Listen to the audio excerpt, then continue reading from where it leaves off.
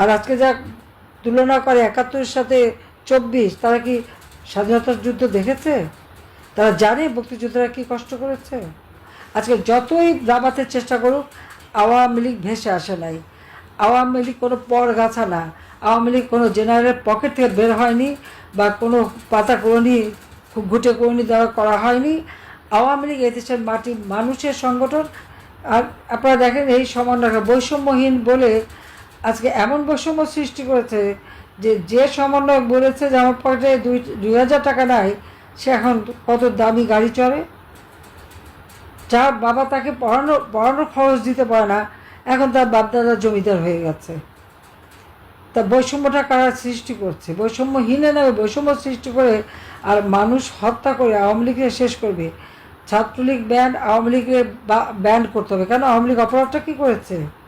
আওয়ামী লীগ দেশের স্বাধীনতা এনে দিয়েছে, আওয়ামী লীগ অর্থনৈতিক মুক্তি দিয়েছে, আওয়ামী লীগ ঘরে ঘরে বিদ্যুৎ দিয়েছে, আওয়ামী লীগ ঘরের দরজায় চিকিৎসা সেবার ব্যবস্থা করেছে, আওয়ামী লীগ এদেশের গরিব মানুষের জন্য বয়স্ক ভাতা, বিধবা ভাতা, প্রতিবন্ধী ভাতা দিয়েছে। আওয়ামী লীগ ছাত্রছাত্রীদের শিক্ষার জন্য মায়ের নামে আমরা প্রাইমারি শিক্ষার্থীদের জন্য টাকা পাঠাই, বৃত্তি উপবৃত্তি দেই, উচ্চ শিক্ষায় আমরা বৃত্তি উপবৃত্তি দিই। মানুষের জীবনের যে মৌলিক চাহিদা, প্রত্যেক চাহিদাটাই তো আমরা পূরণ করছি। আজকে আমরা খাদ্য উৎপাদন বৃদ্ধি করেছি, পুষ্টি নিশ্চয়তা দিয়েছি, আমিষের ব্যবস্থা করেছি। শুধু আমরা দেশের মানুষ না, যেন আমাদের সেনাবাহিনীতে আগে কখনো ভাত দেওয়া হতো না দুপুরে, আমরা ভাতেরও ব্যবস্থা করেছি, আমিষেরও ব্যবস্থা করেছি।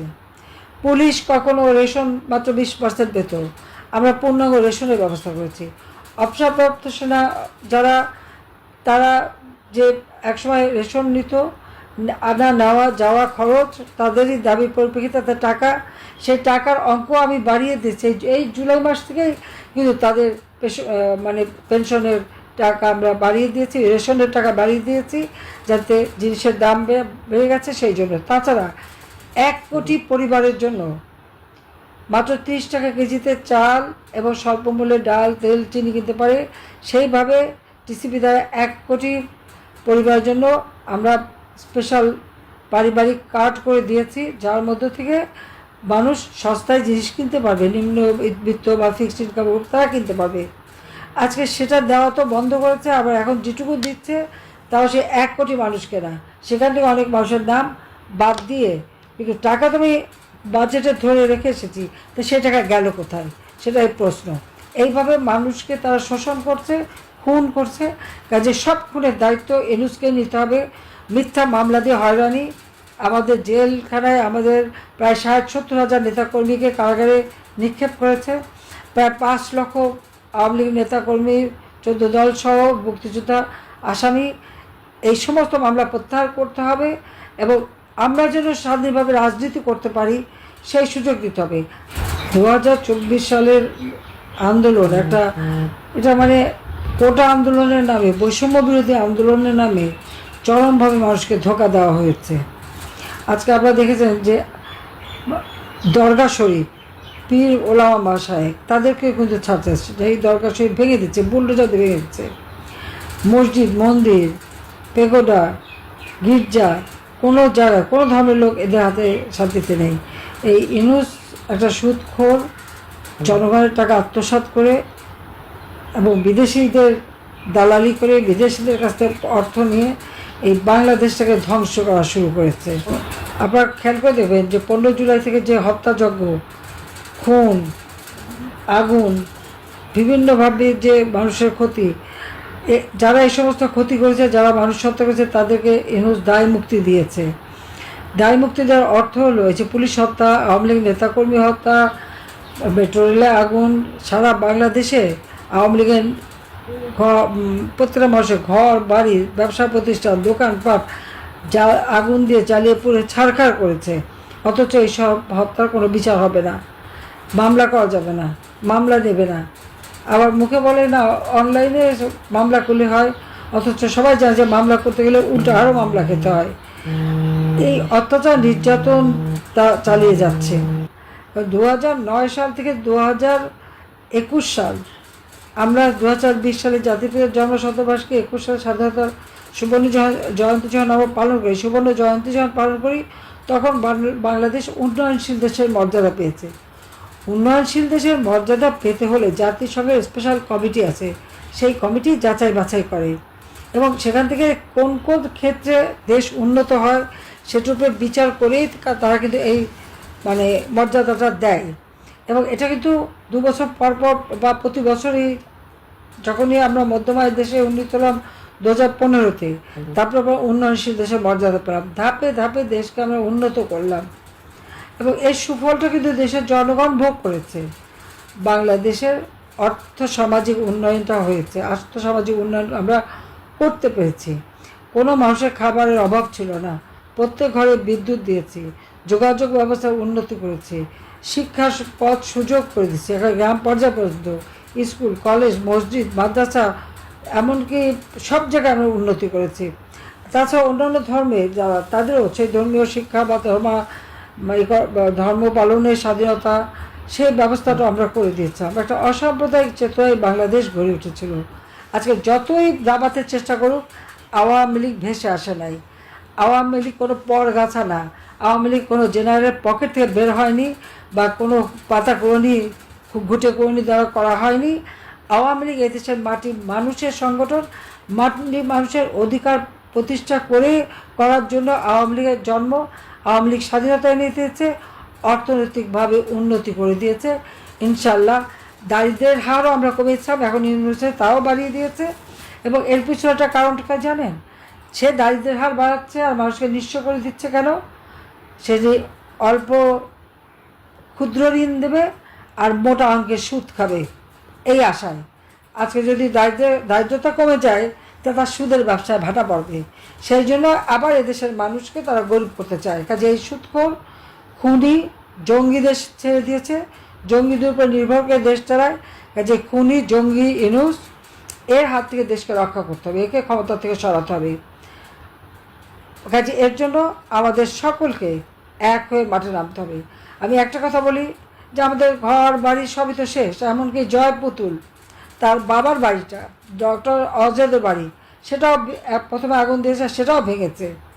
আজকে আমার বাবার সেই 32 নম্বর বঙ্গবন্ধু স্মৃতি জাদুঘর আমরা করে দিয়েছিলাম। ওই বাড়ি থেকে জাতির জনক বঙ্গবন্ধু শেখ মুজিব স্বাধীনতা ঘোষণা দিয়েছেন। আমি আর রেহানা সিদ্ধান্ত নিয়েছিলাম, আমার বাবা তো তার জীবনটা জনগণের জন্য উৎসর্গ করেছেন, কিন্তু জনগণের, এদেশের মানুষকে তিনি ভালোবেসেছেন। তিনি বলছেন যে মানুষকে গভীরভাবে তিনি ভালোবাসেন। কাজে এই সম্পদ তো আমাদের না, এই সম্পদ বাংলাদেশের জনগণের। বঙ্গবন্ধু মেমোরিয়াল ট্রাস্ট করে আমরা এই বাড়িটা জনগণকে দান করে দিয়েছিলাম, স্মৃতি জাদুঘর করে দিয়েছিলাম। কি দুর্ভাগ্য, সেই বাড়িটা প্রথম আগুন দিল, তারপর হাতুড়ি দিয়ে পিঠে পিঠে আর বোল্ডোজার দিয়ে বাড়িটা ভাঙলো।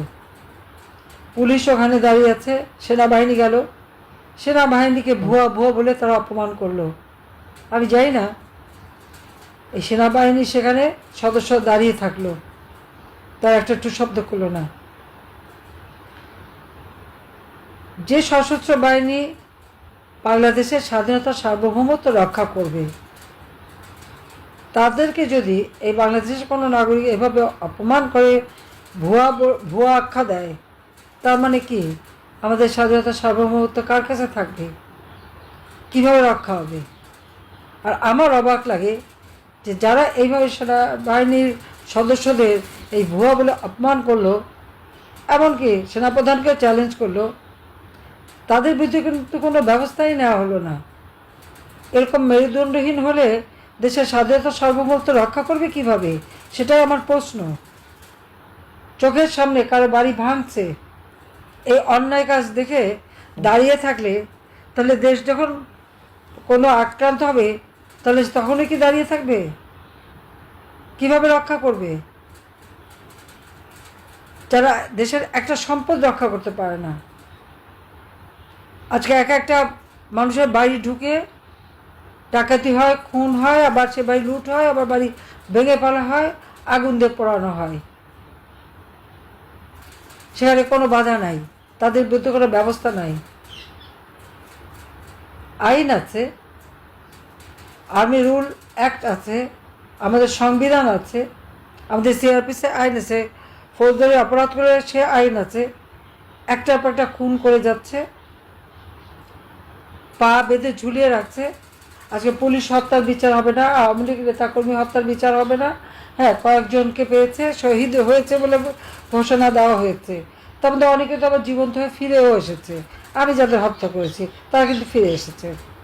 তো সেখানে আমার প্রশ্ন, যে যাদের হাতে হাতুড়ি দিয়ে এই 32 নম্বর ভাঙলো, তাদেরকে আবার সম্বর্ধনা দেয় সেনা সদরে, এটা কেমন ধরনের কথা? এটা কী ধরনের বিবেচনা?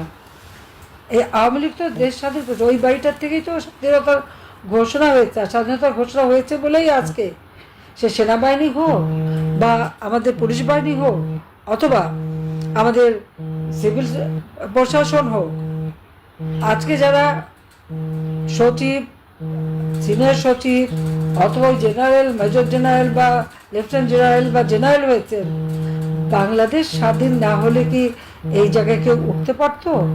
পুলিশের আইজি বাংলাদেশ স্বাধীন না হলে কি হতে পারতো? পাকিস্তান আমলে কি ছিল? সেনাবাহিনীতে মেজর পর্যন্ত উঠতে পেরেছে মোটে একজন কর্নেল, আর সচিব বাঙালি, ও পর্যন্ত যেতেই পারতো না। যুগ্ম সচিব কয়জন ছিল সে হিসাব আমি অনেকবার দিয়েছি, লাগলে আবারও দিতে পারবো। জাতিপিতা 6 দফা দেওয়ার পর আর দেশ স্বাধীন হওয়ার পরেই তো এই সুযোগটা এসেছে। আজকে তাকে অপমান করা হয়, এমনকি সমস্ত স্মৃতি মুছে ফেলা হচ্ছে, কোনো ডকুমেন্টই রাখা হবে না। বঙ্গবন্ধুর স্মৃতি মুছে ফেলা, তার সমস্ত কাজের ডকুমেন্ট নষ্ট করা, তার মানে কি বাংলাদেশের স্বাধীনতার সব ইতিহাসই মুছে ফেলে দেওয়া। এরা কারা? তার মানে এরা পাকিস্তানের পা তলে থাকতে হয় চায়, ওই বুটের লাথি খেতেই তাদের পছন্দ। যখন পাকিস্তানিরা বুটের লাথি খাওয়াতো ওটা তাদের ভালো লাগতো। কিন্তু এদের হাতে আমাদের স্বাধীনতা, সার্বভৌমত্ব ভারত দেশের মানুষের জীবন মান উন্নত হবে না, কারণ এরা তো মানুষও চায় না, এরা তো ধ্বংসের লীলায় নেমে গেছে। এটাই হচ্ছে সব থেকে লজ্জার বিষয়। আজকে 5ই আগস্ট আমাদের 2 বোনকে হত্যা করবে, এই প্ল্যানটাই তাদের ছিল, এবং যেভাবে তাদের বাধা দেওয়ার কথা সেই বাধাটাও দেওয়া হয়নি। আমার যারা নিরাপত্তায় ছিল সবাই ছিল, তাদেরও তো জীবন আছে, আর আমাদের জন্য তাদের জীবনটা চলে যাবে। মাত্র কয়েক মিনিটের জন্য আমরা রক্ষা পেয়েছিলাম, মাত্র কয়েক মিনিটের জন্য।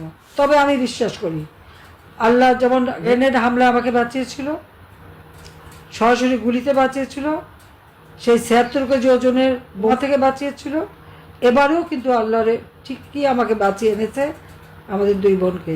তার মানে নিশ্চয়ই কোনো কাজ, ভালো কাজ আমাকে দিয়ে করাবে আল্লাহ রাব্বুল আলামিন, আমাকে দিয়ে কোনো ভালো কাজ করাবে বলেই আমাকে জীবনটা বাঁচিয়ে রেখেছে। তবে বাবা মা ভাই সব হারিয়েছি, আজকে ঘর ছাড়া বাড়ি ছাড়া। হ্যাঁ, ভালো আছি, যেখানে আছি তারা অনেক সম্মানে রেখেছে, তারা আমাদের মহান মুক্তিযুদ্ধে আমাদেরকে সহযোগিতা করেছে, আবার 75 পরেও সহযোগিতা করেছে, সবসময় আমাদের পাশে থাকে। কিন্তু সেটা তো বড় কথা না, যে দেশ আমার বাবা স্বাধীন করে গেছেন, আর সেই দেশে আমাদের ঘর বাড়ি সব কিছু জ্বালিয়ে পুড়িয়ে ছাড়খাড়, আওয়ামী লীগের নেতাকর্মীদের বাড়ি ঘর পুড়িয়ে ছাড়খাড়, জেল জুলুম অত্যাচার নির্যাতন কেন করা হচ্ছে? এই স্বাধীনতা কারা এনেছে সে কথা একবার ভেবে দেখবে না? আর আজকে যা তুলনা করে 71-এর সাথে 24, তারা কি স্বাধীনতার যুদ্ধ দেখেছে? তারা জানে মুক্তিযোদ্ধারা কি কষ্ট করেছে? তাদের দুঃসাহস কী করে হয় মুক্তিযোদ্ধাদের অপমান করে? যারা করছে তাদের প্রত্যেকের চেহারা চিনে রাখেন, নিশ্চয়ই আল্লাহ দিন দেবে, প্রত্যেকটা জবাব আমরা নেব। আল্লাহ সেই জন্যই বাঁচিয়ে রেখেছে, এবং বাংলাদেশের মানুষের জীবনে আবার শান্তি, নিরাপত্তা, অর্থনৈতিক সমৃদ্ধি ফিরিয়ে আনবো ইনশাআল্লাহ, সেটা ফিরিয়ে আনবো, এটাই আমাদের প্রতিজ্ঞা। আপনাদের সবাইকে ধন্যবাদ। জয় বাংলা, জয় বঙ্গবন্ধু, বাংলাদেশ চিরজীবী হোক।